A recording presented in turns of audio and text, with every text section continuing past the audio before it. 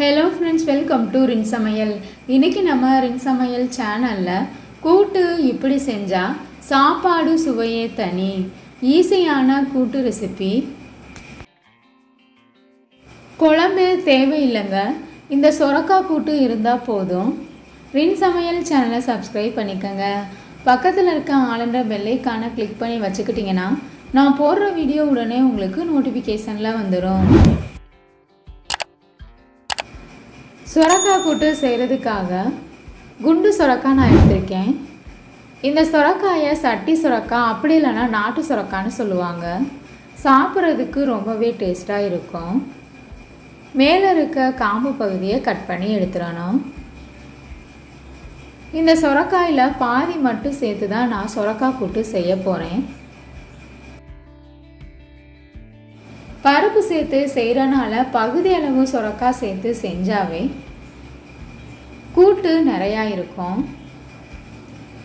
ரெண்டாக கட் பண்ணி எடுத்துக்கணும்.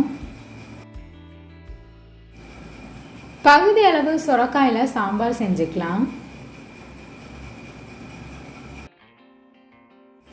சொரக்காய் கூட்டு செய்கிறதுக்காக நாட்டு சொரக்காய், அப்படி இல்லைன்னா நீட்ட சொரக்காயிலையும் இந்த கூட்டை செய்யலாம். பிஞ்சான சொரக்காயாக எடுத்துக்கோங்க. மேலே இருக்க பட்டையை சீவி எடுத்துடணும். பட்டையெல்லாம் சீவி எடுத்ததுக்கப்புறமா நடுவில் இருக்க விதையை எல்லாத்தையுமே எடுத்துருங்க. சொரக்காயை சின்ன சின்ன பீஸாக கட் பண்ணி எடுத்துக்கணும். இந்த மாதிரி பொடிசாக கட் பண்ணிவிட்டு செஞ்சோம்னா சீக்கிரமாகவே சொரக்காய் வெந்துடும். எல்லா சொரக்காயும் இந்த மாதிரி பொடிசாக கட் பண்ணி எடுத்து வச்சுக்கோங்க. ஒரு பவுலில் அரை கப்பளவு பாசிப்பருப்பு, அரை கப்பளவு துவரம்பருப்பு, 2 ஸ்பூன் அளவு கடலைப்பருப்பு சேர்த்துக்கோங்க. தண்ணி ஊற்றி நல்லா அலசிட்டு பருப்பை குக்கரில் சேர்த்துட்டு வேகிறதுக்கு தேவையான அளவு தண்ணி சேர்த்துக்கோங்க. காரத்துக்கு தகுந்த மாதிரி பச்சை மிளகாய் சேர்த்துக்கோங்க.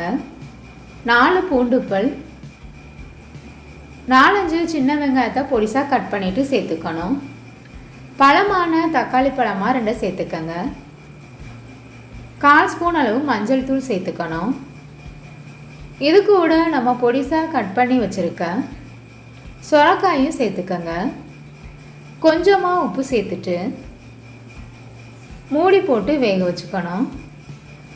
சொரக்காய் தண்ணி விட்டு வேகும். நம்ம சேர்த்துருக்க தண்ணியே சரியாக இருக்கும். மிக்ஸி ஜாரில் 2 தேங்காய் சில்லை பொடிசாக கட் பண்ணிவிட்டு சேர்த்துக்கோங்க. அரை ஸ்பூன் அளவு சீரகம் நைஸாக அரைச்சி எடுத்துக்கணும். பருப்பு சொரக்காய் நல்லா வெந்துருச்சு. இந்த மாதிரி குழைவாக வேக வச்சு எடுத்துக்கோங்க. சொரக்காய் சீக்கிரமாகவே வெந்துடும். அடுத்ததாக நம்ம கடாயில் தாளிக்கிறதுக்கு 3 ஸ்பூன் அளவு எண்ணெய் சேர்த்துக்கோங்க. எண்ணெய் நல்லா சூடானதுக்கப்புறமா அரை ஸ்பூன் அளவு கடுகு, அரை ஸ்பூன் உளுந்தம்பருப்பு, வரமிளகாய் 2 கட் பண்ணிவிட்டு சேர்த்துக்கோங்க.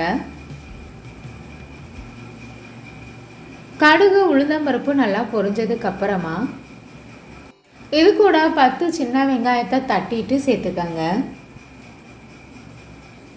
நாம் சேர்த்துருக்க சின்ன வெங்காயம் எண்ணெயிலே வதங்குற வரைக்கும் வதக்கிட்டுக்கோங்க. கூடவே கொஞ்சமாக கருவேப்பிலை, எல்லாத்தையும் நல்லா கலந்து விட்டுறணும். ரொம்பவே ஈஸியான சொரக்காய் குழம்பு. இது கூட கொஞ்சமாக பெருங்காயத்தூள் சேர்த்துக்கோங்க. ஏற்கனவே வேக வச்சுருக்க பருப்பையும் சேர்த்துடணும். பருப்பு வேக வச்சுருந்த தண்ணியே எனக்கு சரியாக இருந்தது. அரைச்சி வச்சுருக்க தேங்காயை சேர்த்துக்கணும்.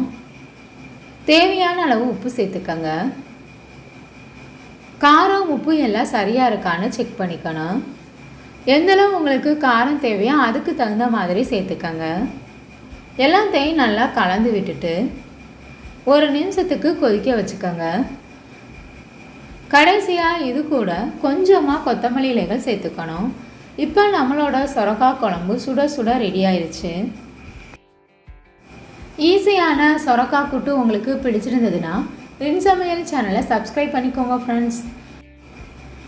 குழம்பு உங்களுக்கு பிடிச்சிருந்ததுன்னா மறக்காமல் ஒரு லைக் கொடுங்க ஃப்ரெண்ட்ஸ். கமெண்ட் பண்ணுங்கள், ஷேர் பண்ணுங்கள். பக்கத்தில் இருக்க ஆளுண்ட பெல் ஐகானை கிளிக் பண்ணி வச்சுக்கிட்டிங்கன்னா நான் போடுற வீடியோ உடனே உங்களுக்கு நோட்டிஃபிகேஷனில் வந்துடும். Thank you friends.